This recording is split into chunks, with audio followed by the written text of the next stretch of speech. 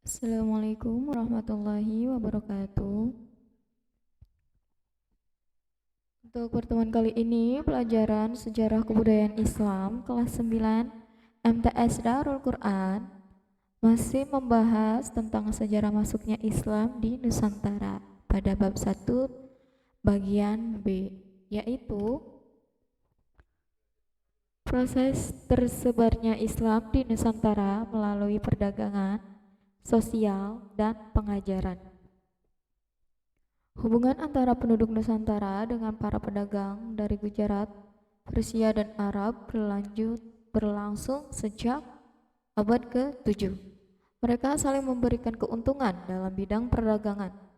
Adanya hubungan baik ini juga berpengaruh besar pada pemasukan kekayaan negara. Proses Islamisasi di Nusantara dipengaruhi oleh para pedagang Muslim dari Asia Barat. Ini Islam masuk ke Indonesia, ke Nusantara melalui para pedagang dari Asia Barat. Ada juga dari Gujarat, Persia, dan Arab. Mereka datang membawa Islam masuk ke Nusantara sambil berdagang. Selain ahli dalam berdagang, mereka, para pedagang Muslim, juga ahli agama, mumpuni dalam menyampaikan ajaran-ajaran Islam, serta dikenal taat dalam menjalankan syariat Islam. Proses penyampaian dan penyebaran ajaran Islam dilakukan dengan cara damai. Banyak masyarakat pribumi yang tertarik sehingga memilih untuk meninggalkan ajaran lamanya dan menjadi Muslim. Jadi para pedagang dari Gujarat, Persia, dan Arab, ada juga dari Asia Barat. Mereka datang ke Indonesia, ke Nusantara untuk berdagang dan juga untuk menyampaikan ajaran Islam, mengenalkan Islam kepada masyarakat pribumi, dan penyampaiannya ini dengan cara yang damai, tanpa pemaksaan dan tanpa kekerasan. Selain itu, hal lain yang menarik perhatian masyarakat Nusantara yakni agama Islam tidak membedakan tingkat derajat sosial, Jadi dalam Islam itu seluruh manusia memiliki derajat yang sama, yang membedakan hanya tingkat ketakwaannya saja. Dalam agama Hindu dan Buddha itu ada istilah kasta yang membedakan tingkat derajat manusia, tingkat derajat masyarakat. Selanjutnya, kalau di Islam itu tidak ada yang namanya sistem kasta, makanya ini membuat masyarakat tertarik kepada Islam. Pengenalan Islam kepada penduduk pribumi dilakukan tanpa kekerasan, paksaan, atau bukan sebagai akibat pembebasan kerajaan-kerajaan Islam terhadap wilayah Nusantara yang belum Islam. Sejarah masuknya Islam ke Nusantara dipelajari melalui 3 cara. Jadi masuknya Islam ke Nusantara ada 3 cara. Yang pertama, kegiatan perdagangan. Yang kedua, kegiatan sosial. Selanjutnya ada pengajaran. Jadi pemimpin di Nusantara itu mengundang ulama dari luar negeri untuk mengajarkan Islam kepada penduduk pribumi. Yang pertama, masuknya Islam ke Nusantara melalui kegiatan perdagangan. Perdagangan merupakan sumber penghasilan utama masyarakat dan kerajaan Nusantara di pesisir Sumatera. Demikian juga dengan masyarakat pesisir Jawa, baik Sunda Kelapa maupun Gresik. Jadi sumber penghasilan utama masyarakat Nusantara yaitu perdagangan.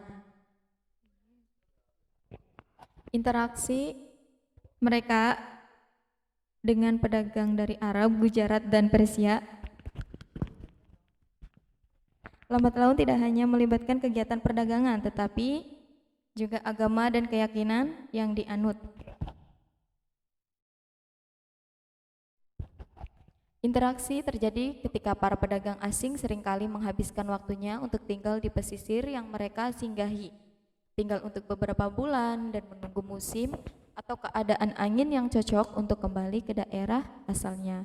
Jadi para pedagang ini menetap di Nusantara, di pesisir Indonesia, untuk tinggal beberapa bulan atau hanya sekedar singgah.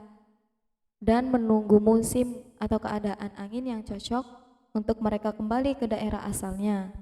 Pada saat itulah para pedagang melakukan dakwah. Jadi sambil singgah, sambil tinggal beberapa bulan dan menunggu musim yang cocok, mereka melakukan dakwah dan diskusi tentang agama. Para penduduk pribumi tertarik dan merasa bahwa ajaran yang dianut oleh para pedagang ini mudah untuk dimengerti, ya. Selain tadi tidak ada sistem kasta, di sini juga yang menarik penduduk pribumi yaitu ajaran Islam yang mudah untuk dimengerti, masuk akal dan tidak mengenal kasta ya tadi ya. Selain itu mereka juga dikenal sebagai orang yang jujur. Nah, pedagang dari Asia ini, dari Arab, Gujarat dan Persia ini dikenal dengan orang-orang yang jujur dan saling menguntungkan ketika berdagang. Hal ini seperti yang dilakukan oleh para pedagang dari Arab, Persia dan Gujarat. Penyebaran agama Islam dari Jawa ke Maluku terjadi karena adanya kegiatan perdagangan. Maluku yang menjadi penghasil cengkeh dan lada banyak diburu oleh para pedagang muslim dari Jawa. Raja Maluku yaitu Zainal Abidin yang berkuasa di akhir abad ke-17 memutuskan untuk belajar Islam di Giri, Jawa Timur.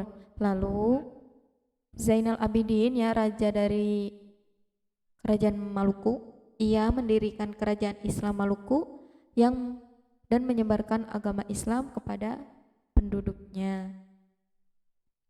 Baiklah, sekian pertemuan kali ini, mohon untuk dicatat ya, dirangkum oleh. Sekian. Wassalamualaikum warahmatullahi wabarakatuh.